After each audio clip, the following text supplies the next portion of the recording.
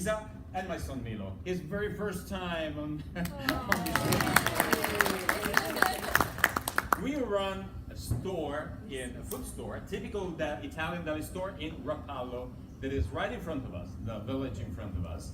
Have you been there? How was it? There was the market today. Have you bought something? They stole something to you? It's our special welcoming. Okay, and today we are pleased to let you know something more about our emerald, that is pesto sauce. Because I don't know if you know this, but pesto sauce was born exactly here. You are in the land of pesto sauce. And so we are so proud of our typical green sauce. And I'd love you to know something more about this. And I think it's because I'm bipolar. So sometimes my other voice comes out. Hey DJ. Okay, let's start speaking and talking about pesto sauce that was born in this land. We are talking about the end of 18th century, exactly in Genoa. Do you have the faintest idea where you are right now? Okay, this is Italy. Our poor Italy, we are such in a big crisis. Oh. And today we have a special offer. If you will buy Liguria and Piedmont, we will give you Tuscany free. No. Yeah, we are such in a big crisis. No more money here in Italy. We are the poorest in Europe. We and our friends, Greek people. Yes, please help us. Yeah. Or buy us. You can do whatever you want.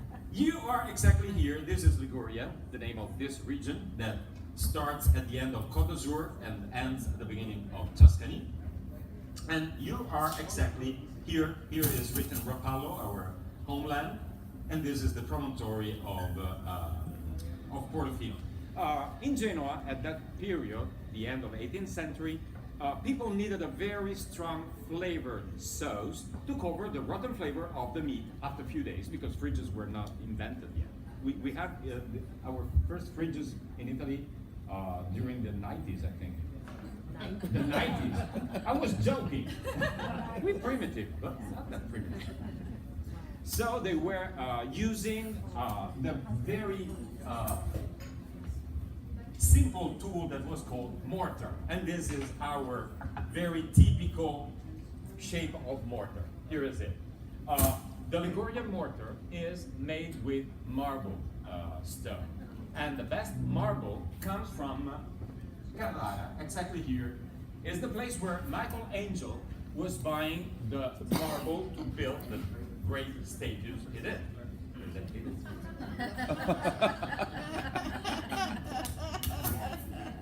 But Italians developed a lot during the centuries. And Ligurians, they were using the marble to build mortars like these. But the great invention of the Ligurians have been to add 4 ears to the mortar. So when you pound everything into the mortar, you can also turn at the same time, and you will save time and energy at the same time. The pestle, this is wooden made, and it's pear tree wood or apple tree wood. It's very important because these are very elastic. So when you pound, you won't break the stone, and no powder will go into your sauce. That's very important. So, garlic had been the very first ingredient of the pesto sauce that was called aggia, garlic sauce in the local dialect, to cover the rotten flavor of the meat after a few days.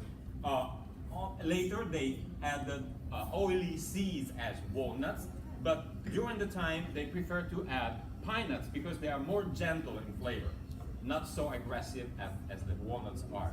And little by little, they started to add other ingredients. At that period, you have to know that Genoa had a big competitor, an enemy, that was Venice. Venice had the power on the spices trade. So for Genoese people, it was very, very expensive to buy spices from Venice. So they started to use herbs instead of spices, because here grows a lot of herbs, legal herbs. And the best that they found out that could go into that recipe, it was the local basil. This is the local basil. I want to smell it. Sniff it. Oh, make it turn as for a as for a joint. Oh. You can share with everybody. Ooh. Sniffing it. Don't smoke it. Vape it. Right. The local basil has the characteristic to be very fragrant, but not mint scented. It's not peppery. So it gives a very special flavor to the sauce. But now let's start to make pesto all together.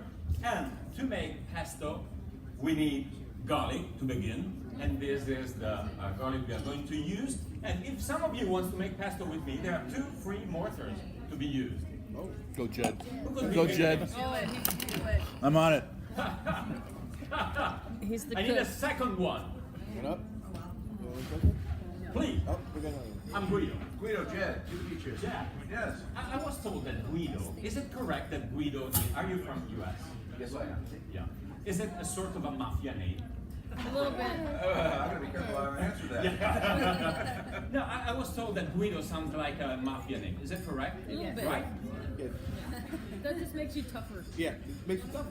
There was father Guido. Sorry? There used to be a father Guido on a Father U. Guido. Oh yeah, On a Sanucci, yeah. Jed, get your cowboy for that. Welcome to our mortars. Okay. Very famous. I'm going to prepare. Oops. You don't have mice. I'm so sorry. I just have it. The garlic for you, so you won't cut your fingers, because it's a vegetarian sauce. Got it. Yeah. No fingers. Don't you know the smash method? No, because we have to take off the soul of the garlic. Soul. We will smash it here. It's very important to do it right now. Just trying to teach him how to.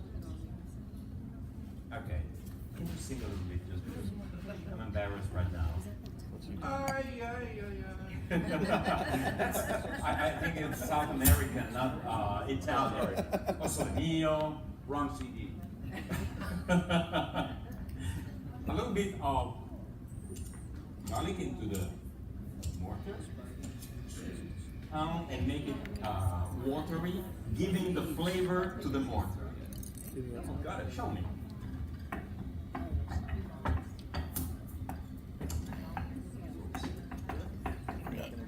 Sure. We have to take off, yeah, Sausage. you know, you here on the boat.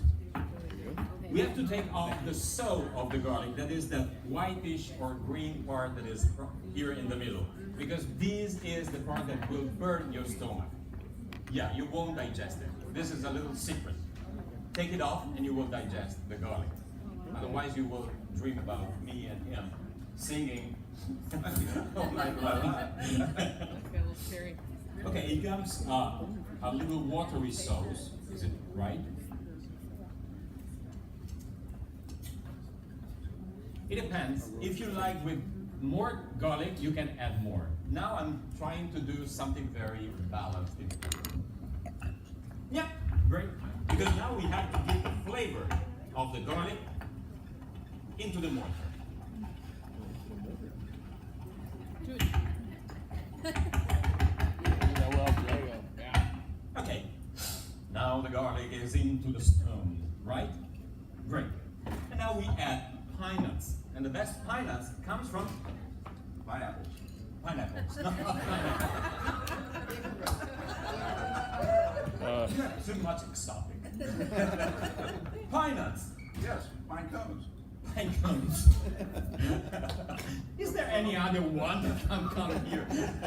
Where do the pine nuts come from? I think I remember somewhere around here. No, they come from Pisa, the Leaning Tower Sea. Oh, that's not this way. No, we left it. We have a lot of earthquakes, probably right now. Yeah, it's here. The Pisa's pine nuts are very popular all over Europe for their own quality. So, 1, 2, come on, should I do everything? You lazy Italian. No, I'm Italian. Second one. You did 2? 2, right. And now, once again, now we have to do that little creamy, whitish creamy pesto. Okay, Yeah, I'm on it. show me. He is a good chef. There you go.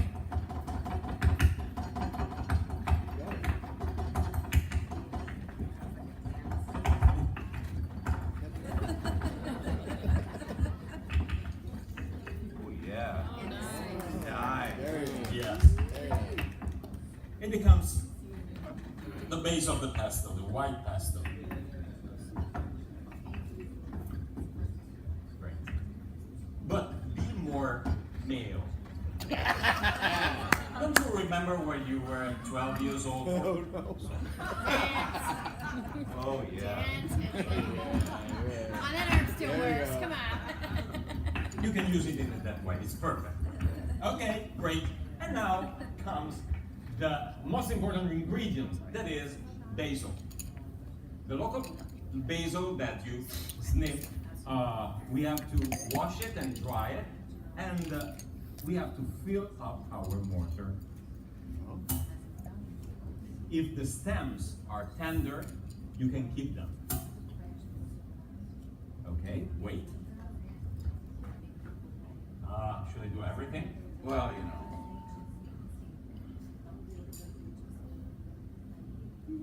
How much more? A little more? Yeah. Okay. Okay. Oh, yeah, more. Great. Wait.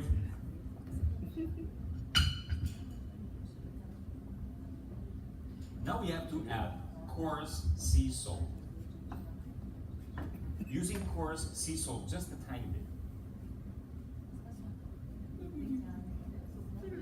Yes, just a little bit. Okay.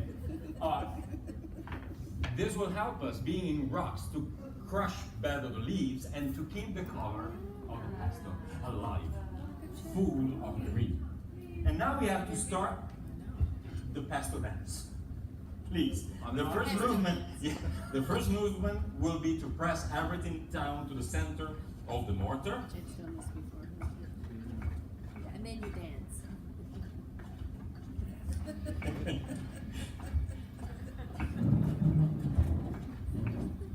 Oh, I thought it was us moving the chairs.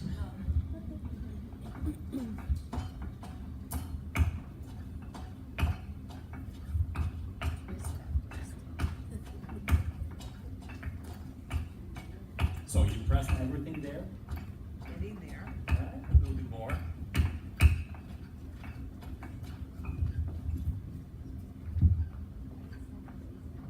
What do you think? Buono, va bene? Yes. Okay. Yes. But now we have to change the movement because now we have to pound. Okay, roughly pound. And remember to turn the mortars.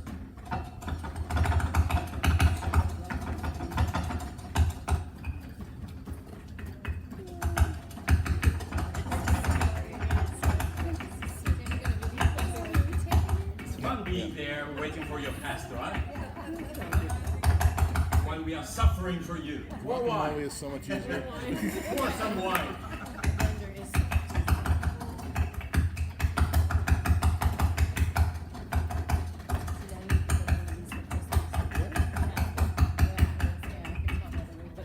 That's not mojito, that's pesto sauce. Come on, show me how you will mince everything in there. Oh, man. Man! She's better than me. I'm doing that on purpose. I know, it's really smart. Yeah, you're smart. I'm gonna have to switch hands. You can switch. Yeah. Good memories. Our first Kama Sutra. Yes. A little more.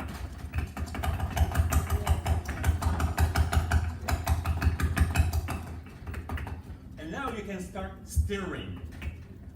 Stirring.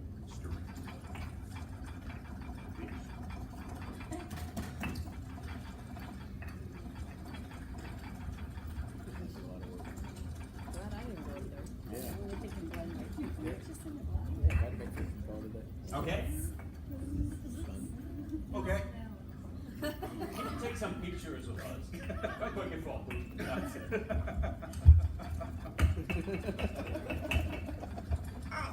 You got some in his eye. Okay, now that happens. Safety goggles. The very famous pesto square. Who's saying? Pesto square. You can do that, right? We know how. Lose your eyesight. It's in my eye. Don't cry. Don't cry. Go blind if you- Green tears.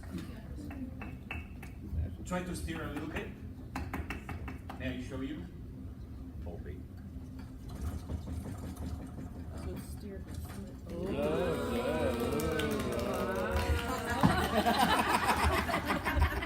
They got it, I got a new one on. Someone came from the kitchen. Pushed through the other side.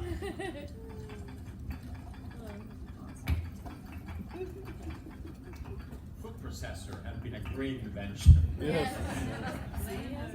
You can make it also with your own food processor at home, but I suggest you to freeze the blades, because if you produce warmth by using the blades, you will oxidize the essential oils of the basil. So freezing the blades and using them with short pulses, like that, you won't produce that warmth that will ruin the flavor and the fragrance of the pesto sauce. So, ready for the other ingredients? I think so. Parmigiano Reggiano. Parmigiano Reggiano is the first cheese that we are going to meet. Is that big wheel. This is the fire-branded rind of the Parmigiano Reggiano. The one we are using now is 28 months old, and it comes from here. This is the region of Parmigiano Reggiano. It's called Emilia-Romagna. And Parmigiano Reggiano gets the name from Parma and Reggio Emilia. Parmigiano Reggiano. This is the area where Parmigiano Reggiano comes from. Raw milk, cow raw milk, mountain production. So, sniff the flavor of the Parmigiano Reggiano and tell me which is it. Oh. One, it will be a little bit smoky, and it will be pecorino. The other one is more fragrant. Bigger, sweeter.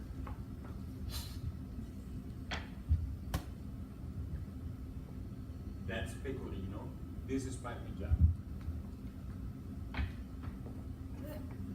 Let's say that's what I said. That's what you said. Reggiano Reggiano is a little more Parmigiano. subtle. A little more subtle than the other one. Yes. Softer. Yeah. Yeah. 3 parts of Parmigiano Reggiano, so 3 teaspoons of Parmigiano Reggiano. Nice. Heaping. Heaping. Yes. Heaping. So she said 1, 2, and 3, and 1 of pecorino.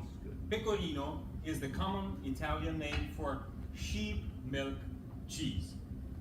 Pecorino, 1, just 1, yeah, because it costs a lot. Heaping. Oh, Probably heaping. 2. Pecorino comes, the pecorino we are using right now comes from here, Sardinia. And you have to know that in the past, Sardinia was in a unique reign with Liguria, Piedmont, and Savoy. So that's the reason why the cheese and the products of that land are in our recipe. You have also to know that in the first written recipe of the pesto sauce, it was written that the best cheese to be used was a Dutch cheese.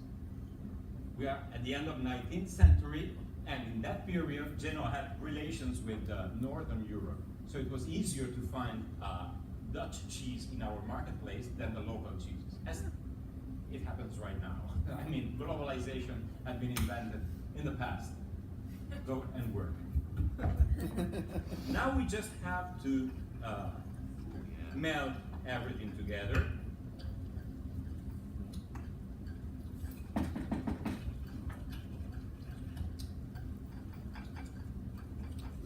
Smells amazing. Yeah. How's the perfume? Nice. Smells good. And we are going to add the final ingredient, that is the local extra virgin olive oil. Please show our audience. Thank you so much. We have to use the local extra virgin olive oil because it has a specific characteristic. The local extra virgin olive oil is very delicate in flavor, so it never overtastes everything, but it will enhance the flavor of everything without covering it. Now, we have to take off the pestle from the mortar, because using the oil and being this wooden made, it will absorb the oil, and a little while it will get rancid flavor, the wood. So it won't be good anymore. Thanks, sir.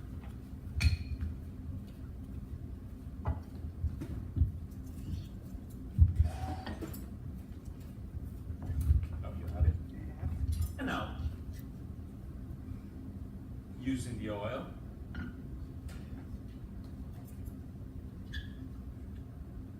If you decide how much. You will see the consistency. Move the teaspoon, and you will see the consistency.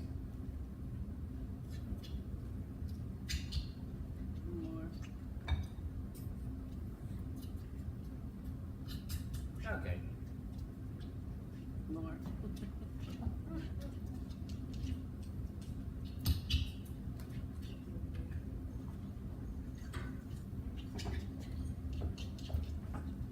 Oh, if you want, you can pour some extra virgin olive oil in every bowl. I invite you here to taste our pesto sauce right now, so you will tell us which is the best one. You can also taste how is important in our culture in Italy to use the correct extra virgin olive oil in every different dish. The first one that you are going to taste here by dipping some bread and sipping it from the bread, like that. So the oil will bang into your palate, and the warmth of your palate will enhance the flavor of it, and you can taste it properly. The first one is the local extra virgin olive oil that is made with a single variety of olive, that is this one. It has the pit, so don't chew it like that because we don't have dental insurance. And it's a very sweet olive. Here you can also find the local olive spread that is made by crushing the olives that have been in a brine for 6 months with herbs. The French call it tapenade, but the French also add some anchovies. Here we are so poor that we have to sell our anchovies. And so it's very, very simple. So, tasting the first one, you will find out that it's a very delicate extra virgin olive oil for fish food, salads, or to cook with. It doesn't produce so much smoke, so it's very, very good to cook also. But it's also very good for cold sauces as pesto is or mayonnaise. The second one comes from Umbria, the central area of Italy. Is a blend of 3 different olives, Moriolo, Lecino, and Frantoio together. This will be spicy, more intense. This is very good for bruschetta, for meat, for soups, legumes, carpaccio. This will add flavor. The first one is like an orchestra maestro because it doesn't play, but let all the ingredients play for you. Like this.